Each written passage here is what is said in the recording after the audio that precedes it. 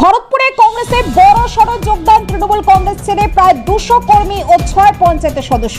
মুর্শিদাবাদ জেলার ভরতপুর 1 নম্বর ব্লকের গড্ডা অঞ্চল থেকে তৃণমূল কংগ্রেসের প্রায় 200 জন কর্মী সমর্থক এবং গড্ডা গ্রাম পঞ্চায়েতের 6 জন সদস্য কংগ্রেসে যোগদান করলেন।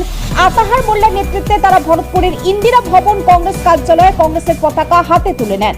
নবাগতদের হাতে দলীয় পতাকা তুলে দিয়ে কংগ্রেসের স্বাগত জানান কান্দি মহকুমার কংগ্রেসের সভাপতি আজারউদ্দিন সিজার এবং ভরতপুর ব্লক কংগ্রেসের সভাপতি কমলেশ চ্যাটার্জি। যোগদানকারীদের মধ্যে দীর্ঘদিনের তৃণমূলের কর্মী ও জনপ্রতিনিধিরাও ছিলেন বলে জানা গিয়েছে। এদিনের সভায় কংগ্রেস নেতৃত্ব বলেন, মানুষের স্বার্থে কাজ করতে এবং এলাকার উন্নয়নের লক্ষ্যে আরো বেশি মানুষ কংগ্রেসের প্রতি আস্থা প্রকাশ করছেন। নবাগতদের যোগদানের ফলে ভরতপুর অঞ্চলে কংগ্রেসের সংগঠন আরো শক্তিশালী হবে বলেও আশাবাদ ব্যক্ত করেন তারা। যোগদানকারী কর্মী ও পঞ্চায়েতের সদস্যরাও একই কথাই বলেন। শুভকর্ত বটে, কারণ একটা সময় এখানে সবটাই কংগ্রেসময় ছিল।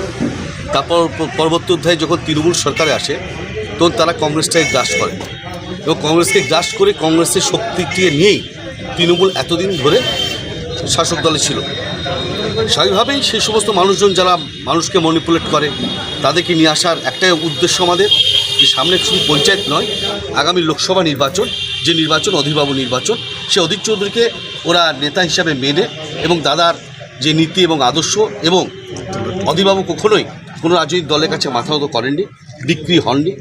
তারা উপলব্ধি করেছে যে আমরা ভুল করেছিলাম ইউসুফ পাঠানের মতো একজন মির্জাফরকে ভোট দিয়ে। তাই সেই ইউসুফ পাঠানের এই মির্জাফরিতা মুর্শিদাবাদের মানুষ মানতে পারেনি। একদিকে খলিলুর রহমান, একদিকে আবু তাহের খান এবং একদিকে ইউসুফ পাঠান। দেখুন, তিনটের নামই কিন্তু রহমান, খান এবং পাঠান। এদেরকে মুসলিম সম্প্রদায়ের মানুষ বিশ্বাস করেছিলেন, কিন্তু সেই মুসলমানদের সঙ্গে তারা মির্জাফরের কাজ করেছে। তাই দিকে দিকে মানুষ অধীরবাবুকে সমর্থন করছে। অধীরবাবুর নেতৃত্বেই আমরা মুর্শিদাবাদ কংগ্রেস লড়ছি এবং আগামী দিন লড়ব। গড্ডা পঞ্চায়েত আসাতে আমাদের নিশ্চিতভাবে শ্রীবৃদ্ধি হবে। ওখানে আতাই ভাই সিনিয়র মোস্ট লিডার আছেন, তার শক্তিকে আমরা কাজে লাগাবো।